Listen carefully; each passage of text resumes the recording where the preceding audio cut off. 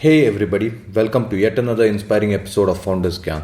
This is episode 46 and thanks for tuning in.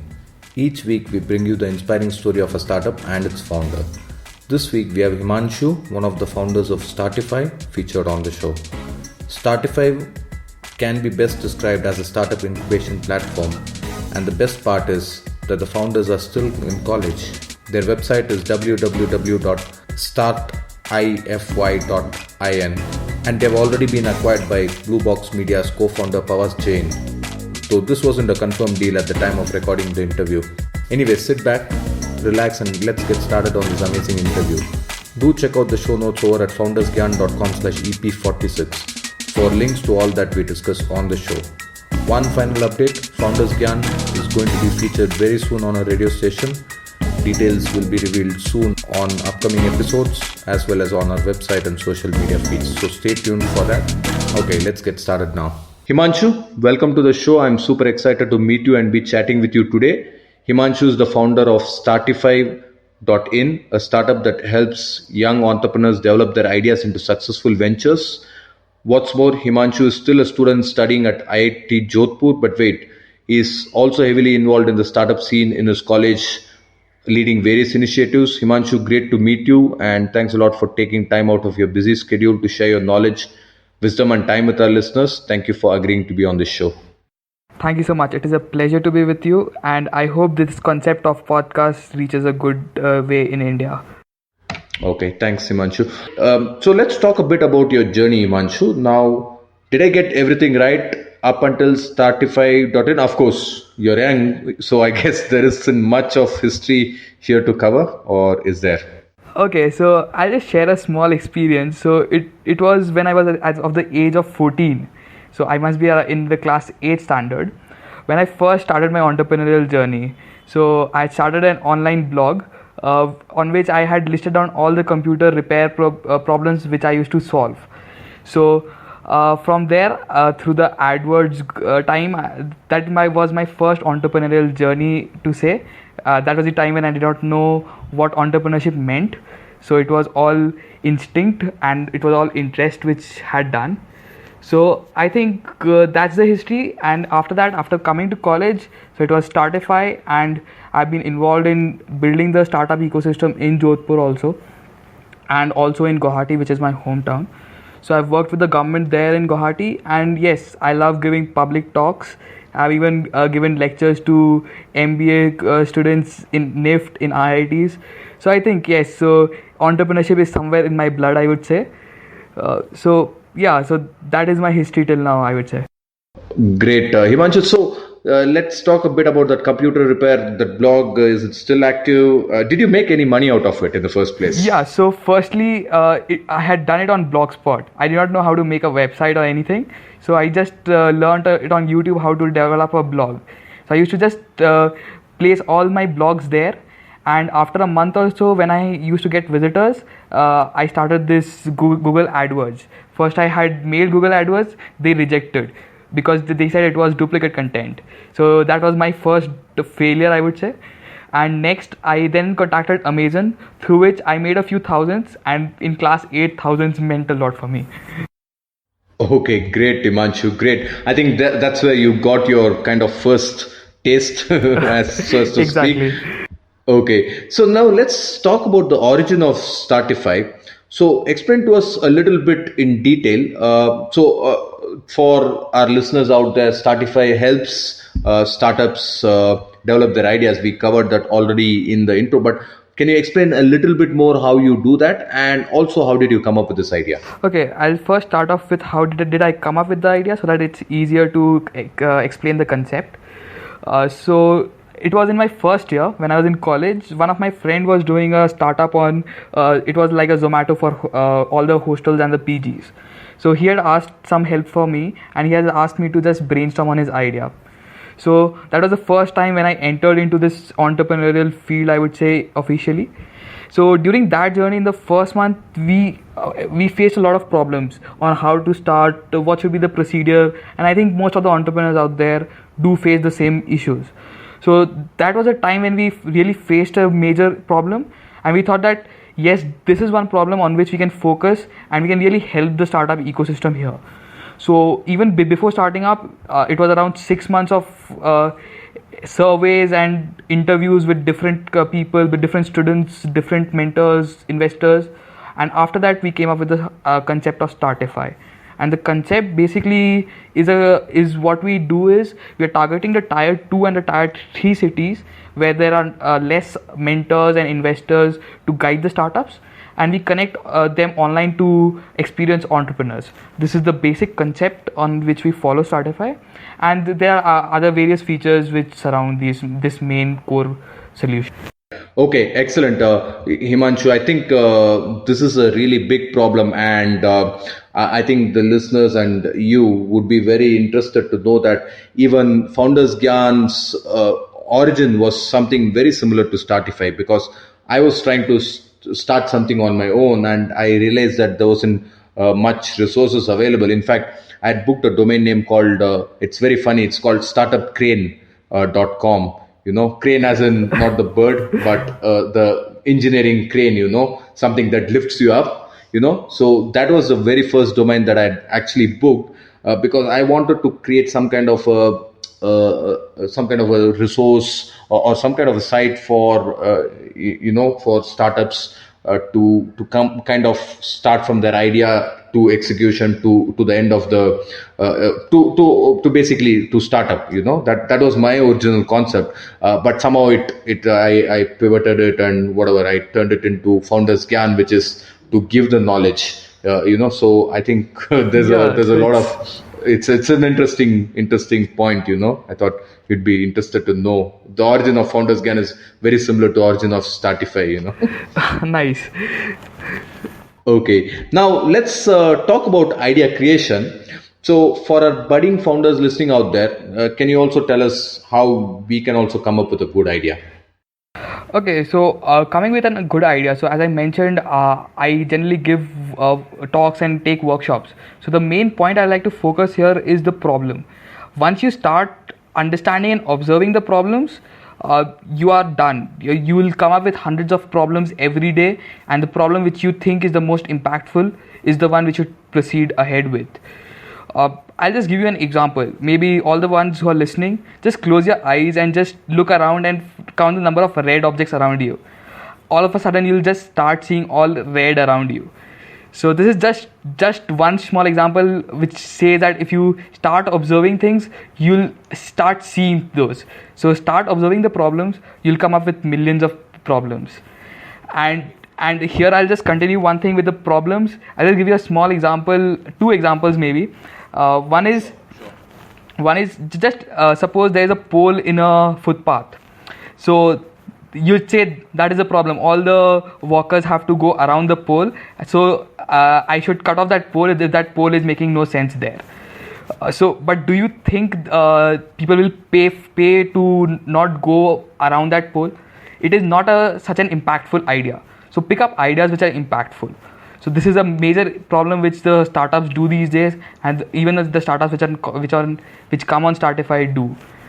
So just keep this in mind, and I think you'll do great. Great, Himanshu. I really like your concept here of trying to observe things and trying to focus on problems basically to come up with ideas. Now we all know that idea is just that, and Startify is born out of that. In fact, how to turn an idea into a reality. So could you give us a high level overview of the steps that we need to follow in order to make the idea into a reality? So I mean, anybody who is doing startups or into the startup world would read things like MVP, market research, this, that, there's tons of things. Yes. So what do you think is like high level steps, very high level macro steps that we should do once we have an idea? Okay, the first thing which you should do once you have an idea, go and validate it. Without validating, do not proceed. This is the first thing. This was the first thing I had learned, and this was the first thing which I applied on Startify. So just do not waste your time building on something which no one wants. That is what the lean says. So go and also read the lean about lean startups. That might help you. So go and validate your idea first is the first step, and after that, I think once you are validated, the steps ahead would be clear. You would know that you want to do this, and to do this, you will need to do that. So roads will start opening up for you. But the first thing is like you should go and validate if that idea is even worth solving or not. And the second thing would be to do a thorough competitor analysis. This is one thing which everyone forgets these days, not doing a competitor analysis. And the answer that I do not have a competitor is one of the worst answers in the present world, unless it's a patentable idea. So I would say do a good competitor analysis and a good validation. These two are the critical steps for all the startups I had seen on Startify.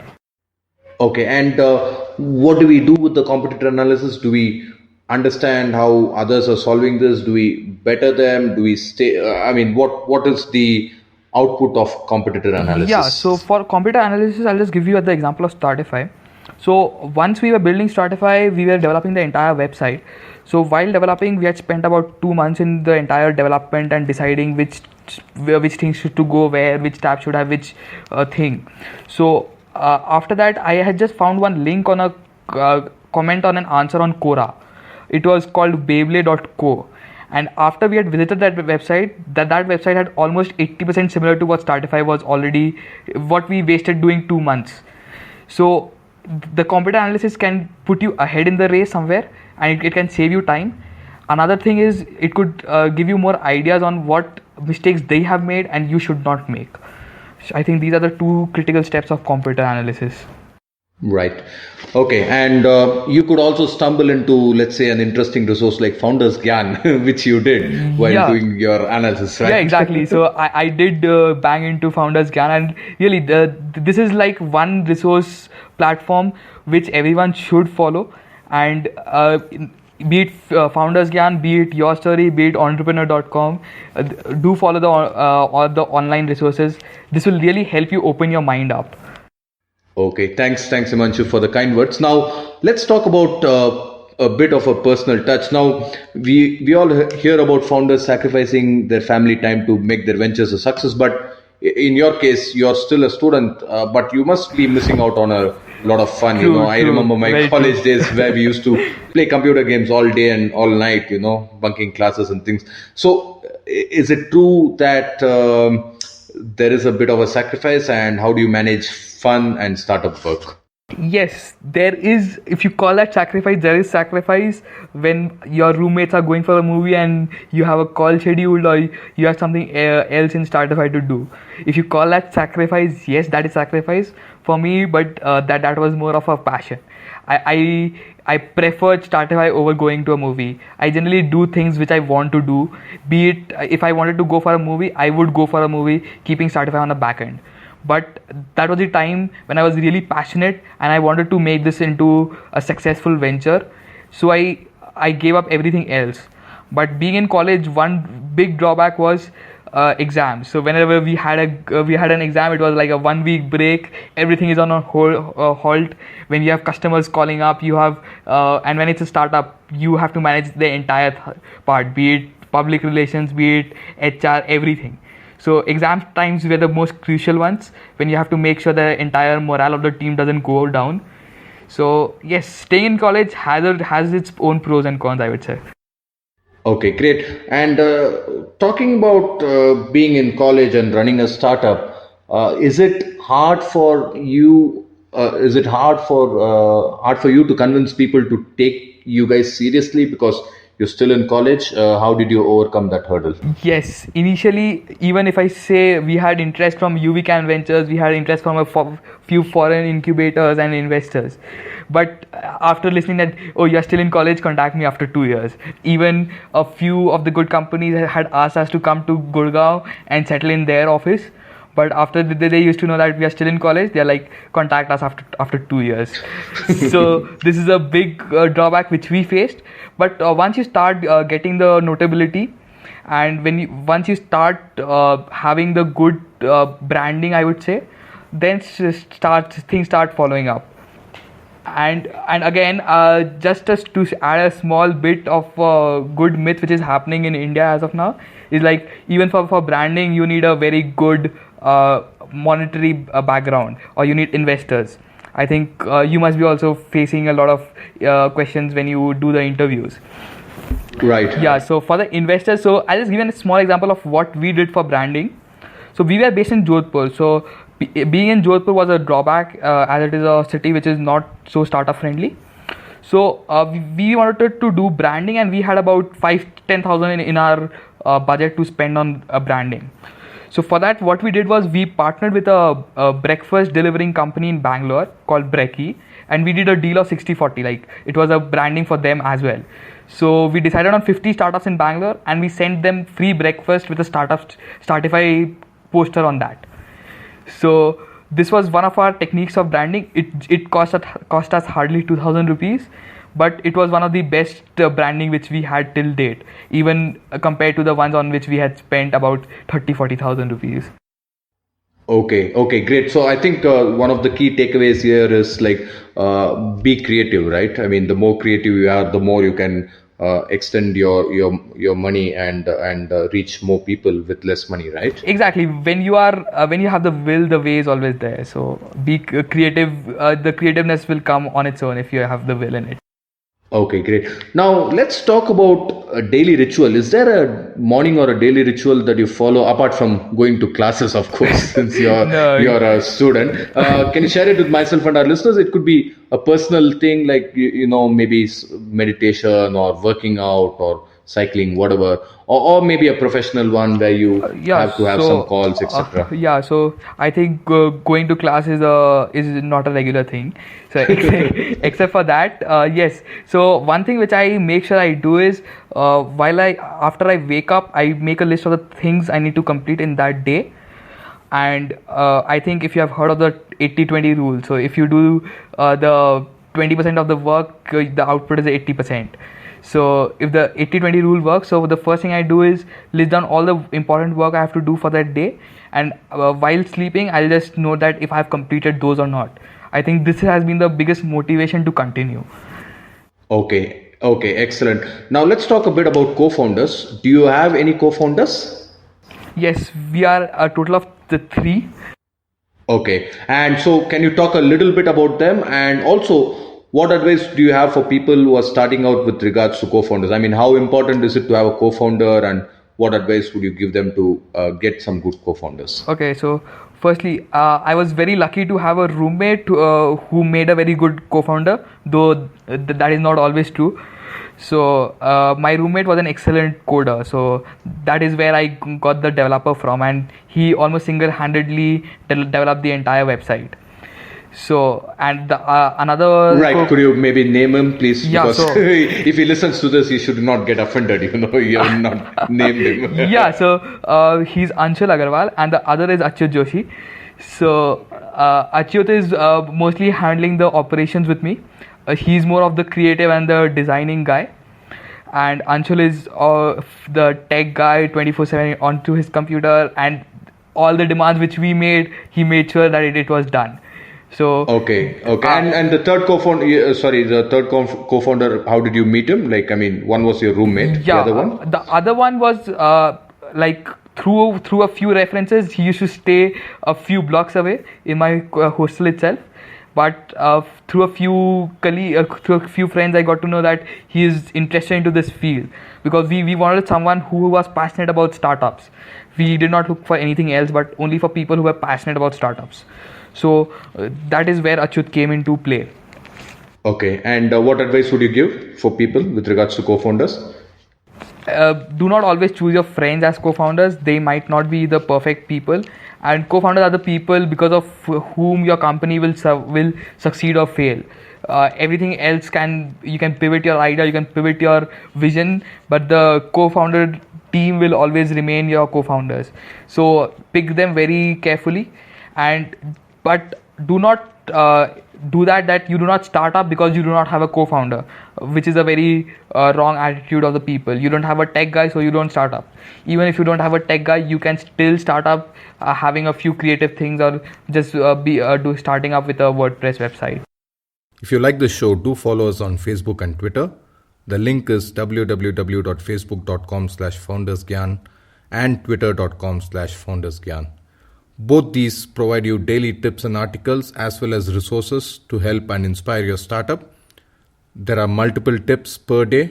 Some examples of these tips would be articles on the latest startups, growth hacking tips, how do you build team for startups, how to get funding, etc. So don't forget facebook.com/FoundersGyan and twitter.com/FoundersGyan. Right. And how important is it to have a co-founder once you start up and once you scale a little bit? I am not very convinced with the answers which generally people give that co-founders are very important, because there have been a few startups on Startify who have been very successful with a single founder. So if you want, you can still do it with singly, but still having a good team is always a very positive point, as there are times when you're not as motivated, and it is your team with whom you can get again pumped up to start it all again. Okay, great. Now, can you tell us something about yourself that is not commonly known? Maybe even your friends would be surprised to hear that, oh, Himanshu does this, or Himanshu is expert in this, or whatever. No, I don't think there's something which my friends do not know, but one thing is, like, I love solo traveling. I think that has somewhere helped me build my personality. So any one of the listeners who love to travel and is looking for a companion or looking for some advice, feel free to reach out. I love giving public talks, I have already mentioned. And yes, traveling is one of my biggest passion, I would say. Okay, great. Now let's talk about advice. What's the best advice somebody has given you, or alternatively best advice you have heard and try to follow in your own business and life? I think this was something which was recently told to me. Stop making agendas and start living the present. When we start making agendas, we start living for those agendas instead of living for the present. I think this applies everywhere, be it a startup, be it your life. I think this is the thing which has really given me the push I needed to. Okay, great. Now, we all know that startups come with a lot of pressure. So let's talk about inspiring listeners. So how can we handle pressure when things aren't going well? What are some tips that you can give us? Yeah, for the pressure, I would say that your team is one of the biggest motivation when you are under pressure. It is your team who backs you up. So firstly, for pressure, it's your team, and secondly is your passion. When you are determined to do something, when you are under pressure to deliver your product in about 10 days, you sleep on desk and you do it. There has been time when we did not sleep the entire night because we had set a deadline and we had to complete it. It was a personal deadline, even though it was the pressure of the deadline which made us to do the work into maybe 10x with 10x speed. Okay, great. Now, you already mentioned that you started your first venture when you were 14 years old. So I'm sure you have done a lot of things with regards to startup or your own thing. So can you pick and tell one worst entrepreneurial moment, and how did you turn it around? Or even if you didn't turn it around, more importantly, the lessons you learned from that experience. Okay, so I'm not very sure if it's a turnaround or not, but it was in the time when I was in Guwahati. So we had this 3 months of summer breaks we generally have. So during that 3 months in my first year, I was in Guwahati, and I was getting bored. It was nothing much to do. So me and my friend decided that we should go and just do an entrepreneurial event. So that was one of the most thing that when we did not know anything about entrepreneurs and we did not attend a single entrepreneurial event, we had gone out to do an entrepreneurial event in Guwahati. And Guwahati is a place, till then there were no such events. Almost all the entrepreneurs there were very conventional businessmen, I would say. Though IIT Guwahati has developed and it's still improving, that was a time when it was 3 years back. So that was a time when it wasn't so developed. So we decided to do this event. And to do this event, we needed money and we needed partners and speakers. We needed everything, and we were two of us. And about a month was left for our vacations. So during that time, we banged into government institutes, and we decided to go to media houses. So that was a time when we did not know anything about entrepreneurship. When people used to ask us, "What are you going to do?" we had no idea. So that was an embarrassment to us to say, but it was a great experience. We had at the end successfully completed the event, and it was a success. And even the government of Assam had backed us. Okay, great. So I guess where there's a will, there's a way, right? Yes, that has worked for me always. Okay, great. Now, how many startups are currently part of the Startify plan? If you could share that number with us, and what's the future that you envision for your company? Yeah, so currently there are around 60 to 70 plus registered startups on Startify, of which we keep a limit of about 5 startups on which we handle at a time. We do not take more than 5 startups. So that is a limit which we keep because we want quality more important. So this is what we do in Startify for the number, so as to speak. And for the aim in the vision, currently I'm in Bangalore and we are looking for an acquisition deal, and most probably in the next 1 or 2 days you should get the news. So we are looking for an acquisition just because we think that partnering, or if incubator takes over Startify, it would be a better for the Indian ecosystem, and they could do it in a bigger way than we are doing it, because currently we have only a limit of 5 startups. So maybe if we have an acquisition, that number could go up and we could help more startups. Okay, great. So good luck with that, and I'm sure this podcast is going to come out a month or so from now. So by that time, we should hopefully, fingers crossed, hear the good news. Yes, you should. So we just have a few more questions. So what's the so can you recommend any books or resources for our budding entrepreneurs? Just 2 or 3, if you like to read a lot. Just 2 or 3 of your yes, top books. I'm a vivid reader as well. So one of the important books, I would say, it's not related to entrepreneurship, but you can go through Power of Habits. The book Power of Habits was recommended by one of my co-founders, Achyut. But that is one book which has really helped me in life. So go through that, I would say. And other than that, for entrepreneurial books, you can go through any autobiographies. I had gone through the Richard Branson's autobiographies, and his stories are awesome. So maybe you could go through that. And any resource you can find online, be it FoundersGyan or any other, as mentioned earlier. Just go there, start reading more about it, be in touch with the entrepreneurial world and the entrepreneurial news which is happening around. That should spark in the interest if you are still not very motivated for entrepreneurship. Okay, great resources. Himanshu, thanks a lot for sharing that. Now, Startify is about a year old, if I'm not mistaken. Is that right? Yes, almost, yeah. Okay, and we all know that hindsight is always 2020. But if there's one thing that you could do different if you start this today, what would it be? Just one thing. Okay, so when we had started, so we had wasted a lot of time developing, deciding on what the logo should be, how the designing should be, what the name of the company should be. So we had almost spent about a month or 2 deciding all these factors. So I think this was a time which was very crucial, and which we had wasted deciding the design and the logo and all the other stuff which did not matter. So I think when you are very clear with your thing, focusing on the core of your company should be the critical thing instead of going around the bush.